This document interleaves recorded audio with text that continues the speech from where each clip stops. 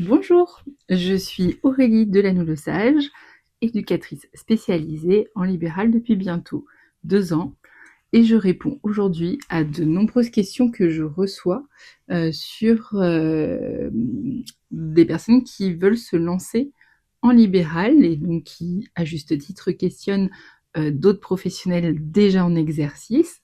J'ai moi-même questionné des anciens collègues qui s'étaient lancés et ça a été très sécurisant pour moi de poser ces questions.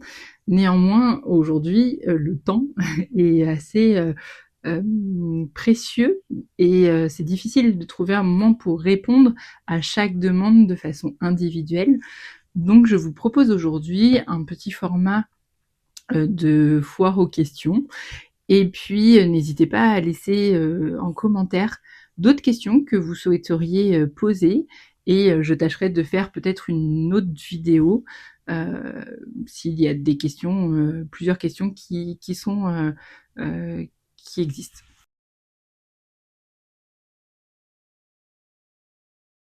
En tant qu'éducateur spécialisé, oui, c'est possible, mais faites attention parce que vous exercerez dans une profession dite non réglementée.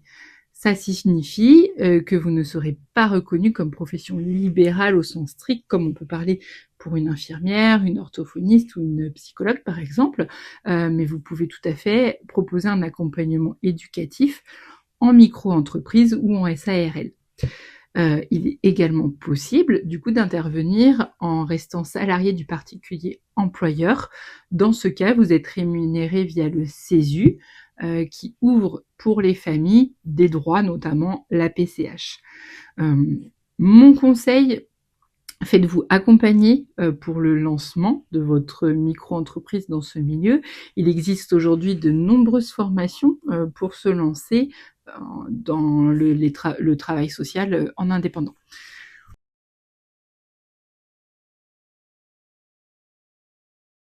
Finalement, j'ai envie de dire le même qu'en institution. Des enfants, des adolescents, des adultes, des personnes en situation de handicap, dans le champ du social ou du médico-social. Mais en libéral, on travaille majoritairement en 1 pour 1. Même si on peut faire des groupes aussi, mais c'est quand même la grande majorité en 1 pour 1. Moi, je conseille quand même d'avoir une expérience de terrain avant de se lancer en libéral. Ça permet vraiment de bien définir le public cible qu'on souhaite accompagner, TSA, polyhandicap, déficience intellectuelle ou dans le champ social. Plus vous serez clair sur le public que vous accompagnez, plus votre discours sera cohérent et plus vous attirerez les bonnes personnes dans vos demandes.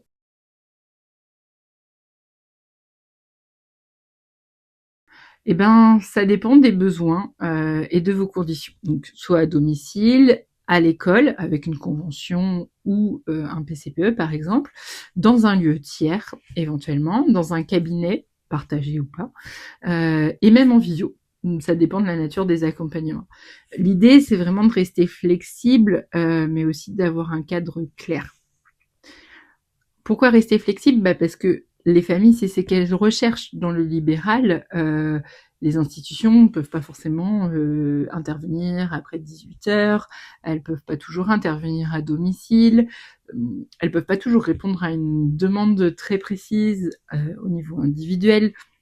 Donc voilà, les éducateurs en libéral, on a cette possibilité justement d'être plus flexible. Par contre, à l'inverse, il y a des prestations qu'on va pas pouvoir proposer, mais qui peuvent être proposées par exemple en institution. Je pense là à de la balnéothérapie ou des choses comme ça. On ne peut pas toujours proposer ça ou une salsnosélène. C'est vrai qu'en libéral, ça peut être difficile d'avoir ce type d'équipement.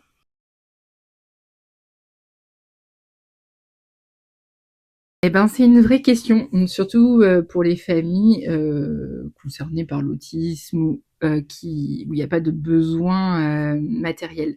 Les principales aides malgré tout, et ça dépend des départements, vont être la PCH aide humaine, mais attention, attribuée en Loire-Atlantique uniquement si vous êtes salarié CESU, l'AEH et éventuellement un complément si l'aide humaine dépasse 8 heures par semaine. Les familles peuvent prétendre dans ces cas-là un complément. La PCH aide exceptionnelle que dans certains cas et jusqu'à 100 € par mois maximum. Dans tous les cas, il faudra que la famille fournisse un devis en complément de cette demande, en plus de tous les autres documents nécessaires.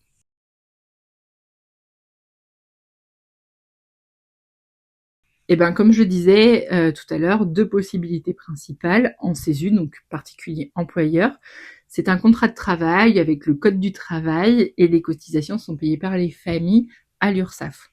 Les familles peuvent bénéficier de crédits d'impôt et surtout d'exonération s'il y a l'AEH ou la PCH. En libéral, bah, vous facturez vos prestations comme un indépendant. Ça implique par contre une gestion entrepreneuriale pour le coup.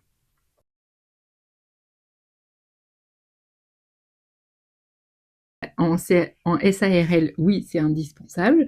En micro-entreprise, ce n'est pas obligatoire, mais je vous le recommande vraiment.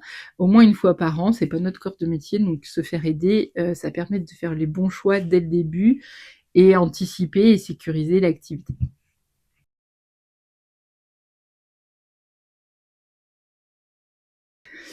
Eh ben, c'est une question légitime, mais la réponse est à nuancer. Comme tout entrepreneur, on ne compte pas ses heures. Et bien gagner sa vie, bah, c'est une notion qui dépend de chacun, de ses besoins, de ses charges, de son rythme. Donc là, je vais parler vraiment à titre personnel. Je ne gagne absolument pas mieux ma vie qu'en institution, voire peut-être même un peu moins au taux horaire. Mais je me sens bien plus libre et plus épanouie et j'ai vraiment retrouvé un équilibre professionnel qui me ressemble en fait. C'est à vous de fixer vos tarifs, mais il faut le faire selon le marché local, vos compétences et puis les prestations que vous apportez à la personne, la plus-value de votre accompagnement.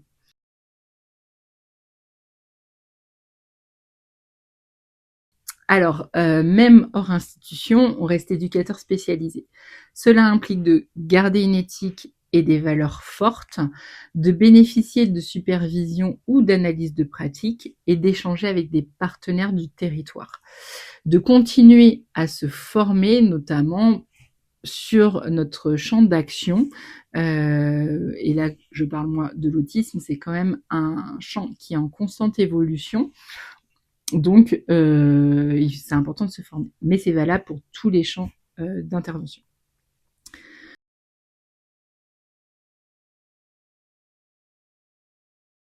Alors, c'est une question que beaucoup se posent et qui en entend beaucoup. Moi, ma réponse est que le travail social a toujours évolué. Quand il a fallu mettre en place des projets personnalisés ou accueillir des méthodes comme l'ABA, Teach, il y a eu beaucoup de résistance. Pourtant, tout ça, ça a permis d'avancer. En tout cas, je parle dans le champ de l'autisme, effectivement. Aujourd'hui, se lancer en libéral, c'est aussi répondre à un besoin et s'adapter à des familles qui n'ont pas toujours accès à un accompagnement institutionnel. En tout cas, c'est une des raisons pour lesquelles les familles font appel à nous. Et c'est aussi ça le travail social, c'est savoir s'adapter.